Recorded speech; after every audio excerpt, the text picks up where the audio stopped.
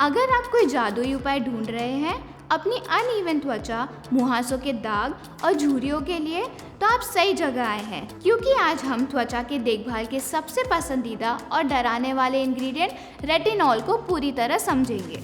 Comments में retinol type करें और कुछ और भी ज़रूरी जानकारी पाएं।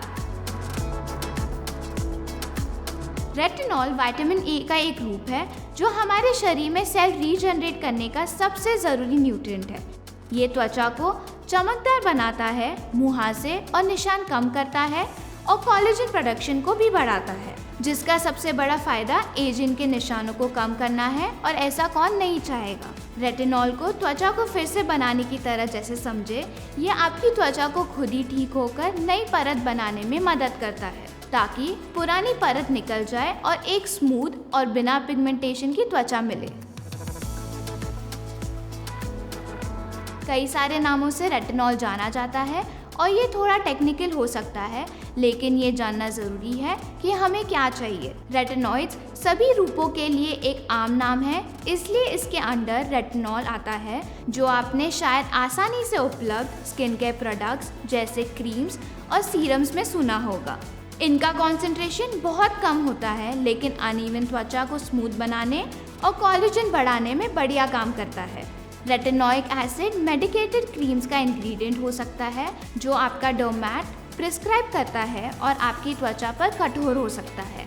रेटिन ए और रेटिनॉय अक्सर स्किन केयर प्रोडक्ट्स में नहीं पाया जाता है। सौम्य रूप में इसे एजिंग और तेज रूप में मुहासों के इलाज में इस्तेमाल किया जाता है।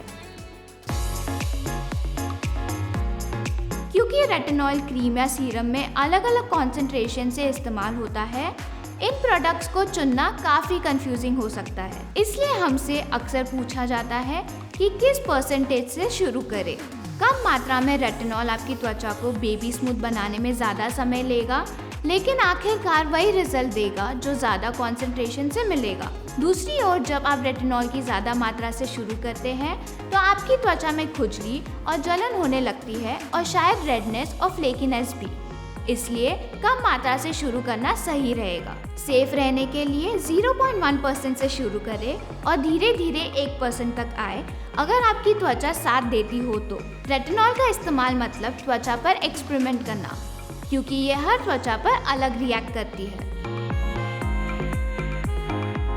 अब जब आपने कॉन्सेंट्रेशन समझ लिया है तो ये जानना बहुत ज़रूरी है कि इसे कितनी बार और कब इस्तेमाल करना है, क्योंकि रेटिनॉइड्स के त्वचा पर कुछ बहुत ही स्ट्रॉन्ग इफेक्ट होते हैं। उन्हें बहुत जल्दी बहुत ज़्यादा इस्तेमाल करने से त्वचा इरिटेटेड और छिल सकती है, जबकि इसे कभी कभी इस्तेमाल करने से हल्का सेंसिटिव महसूस हो सकता है, जो पूरी तरह नॉर्मल है। शुरू करें अपने रेटिनॉइड प्रोडक्ट को अपने रात के स्किन केयर रूटीन में शामिल करके। अच्छी मात्रा में मॉइस्चराइज़र से पहले लगाएं। इसे हफ्ते में 2 या 3 बार दोहराएं, ताकि आपकी त्वचा एडजस्ट हो पाए और फिर धीरे धीरे बढ़ते जाए जब तक रोजाना इस्तेमाल ना करने लगे।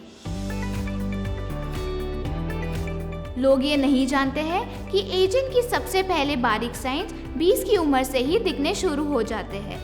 इसलिए अगर आप इन्हें नहीं भी देख पाए तो भी ये सबसे सही उम्र है रेटिनॉल बेस्ड प्रोडक्ट्स को आजमाने की। हम सभी जितने बेसब्र हैं, रिजल्ट्स कुछ महीनों में ही पूरी तरह नजर आएंगे। इसलिए बेहतर रिजल्ट्स के लिए पहला कदम जल्दी उठाएं।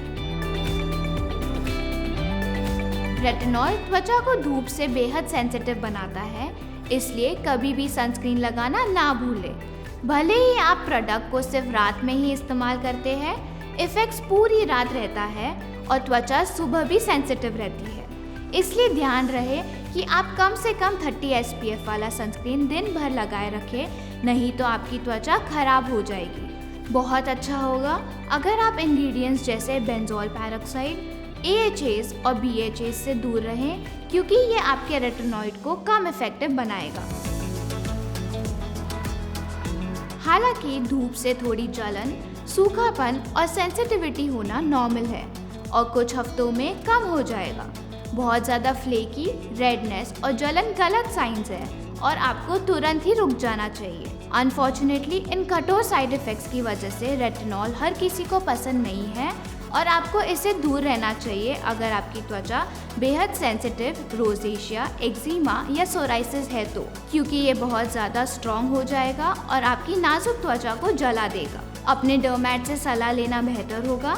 ज़्यादा कॉन्सेंट्रेटेड रेटिनॉल को इस्तेमाल करने से पहले, खासकर तब जब आपकी त्वचा सेंसिटिव हो, और आपको इसे प्रेगनेंसी या ब्रेस्ट फीडिंग के समय भी छोड़ देना चाहिए। हम उम्मीद करते हैं इस वीडियो ने आपको रेटिनॉइड्स को डिकोड करने में मदद की और बेहतरीन त्वचा के लिए इसे इस्तेमाल करने का सुरक्षित तरीका बताया। Until next time, stay tuned and stay glamorous.